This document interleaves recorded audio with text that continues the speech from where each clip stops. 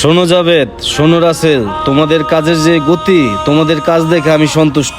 তোমাদের কাজ দেখে আমি সন্তুষ্ট হয়ে এই মাস থেকে 1000 টাকা করে বেতন বাড়িয়ে দিচ্ছি।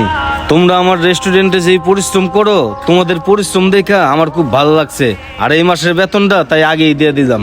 হেরে, বসে আজকে বেতন দিতেছে, তার মানে বসের থেকে যে অ্যাডভান্স টাকাটা লইছি আজকে যদি বেতন থেকে কাটে তাহলে তো খুব বিপদে পড়ে যাবো। এ নো রাসেল, তোমার বেতন। এ জাভেদ, এ নো তোমারটা। এই মাস থেকে কিন্তু তোমাদের সবার বেতন বাড়িয়ে দিয়েছি। সবাই মনোযোগ দিয়ে কাজ করবা, ঠিক আছে? ঠিক আছে বস। যাও এখন তাহলে কাজ করো গা। মামুন, এদিকে আসো।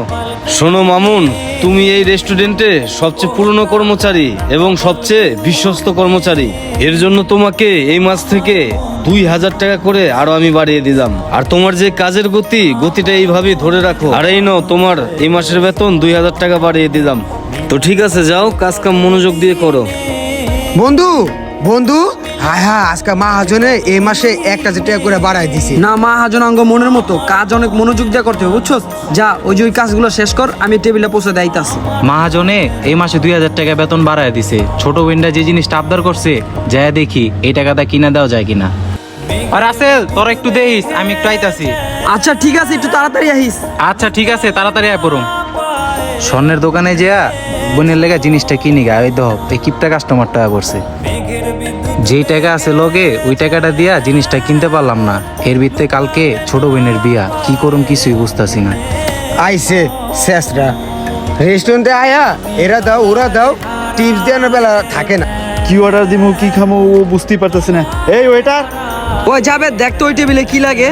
আমারে জিজ্ঞাস কে, তুই দেখ কিপটে জানি কোনকার। বুঝলাম না, এই কাস্টমার টাইলে কেউ আর টেবিলে যাইবার চিতেছে না। দেখতাছি।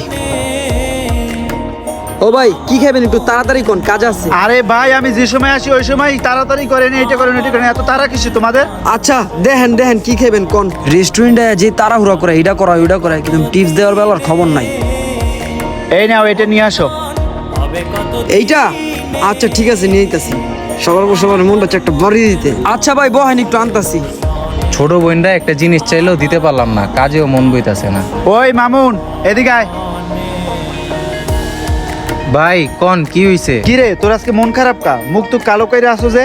ভাই প্রতিদিন শয়তানি ফাইজলামি করেন না তো, মন মানসিকতা ভালো না আমার। কে, কি হয়েছে তোর?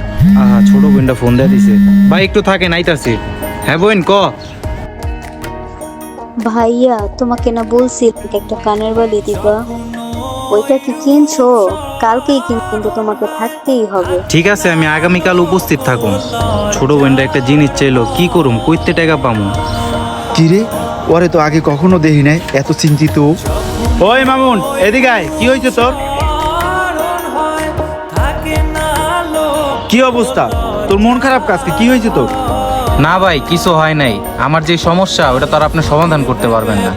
আরে ভাই বল না, ওইটা হচ্ছে পরের সাবজেক্ট, আগে শুনি কি হয়েছে তোর। না ভাই থাক। আরে বাবা ক না, কি হয়েছে শুনি। আসলে ভাই, আগামীকালকে আমার ছোট বোনটার বিয়া, আর ছোট বোনটা আমার থেকে একটা জিনিস আবদার করছে। কিছু টাকার জন্য সেই জিনিসটা আমি ওরে দিতে পারতাছি না।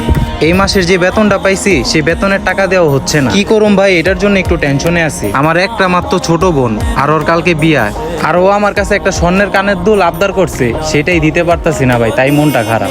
আচ্ছা ওই কানের দুলের দাম কত? আরে ভাই ওইটার দাম যাই না, আপনি কি করবেন? আরে ভাই একটু শুনতে পারি না। 30,000 টাকা। আরে বেটাই, মাত্র 30,000 টাকা কানের দুলের জন্য তুই মন খারাপ করে বসে আছো? চল আমি তোর কানের দুল কিনে দিব।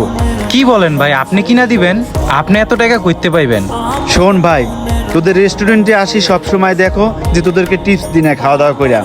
শোন, আমি কিপটে না, আমি হিসেব করে চলি, আর হিসেব করে চলে দেখে আজকে আমি এই পর্যায়ে। আচ্ছা ঠিক আছে, সব বাদ দে, চল আমার পক্ষ থেকে আজকে তোর বড় ধরনের একটা টিপস দিব। কোন দোকানে তোর বোনের দুল দেখছো, ওই দোকানে আমারে নিয়ে চল। সত্যি এই মানুষটা অনেক ভালো মনের মানুষ। আর আমরা এই মানুষটারে চিনতে ভুল করে লেছি। মানুষের উপরটা দেখে কখনো বিবেচনা করা যায় না, সব মানুষ এক না। আর এইরকম অনেক ভালো ভালো মানুষ আছে বিদায় আমাদের সমাজটা এখনো খুব সুন্দরভাবে চলতেছে। ভিডিওটা কেমন লাগছে কমেন্টে জানাবেন, আর দ্বিতীয় পর্ব দেখার জন্য ভিডিওটা শেয়ার করে রাখেন। ধন্যবাদ।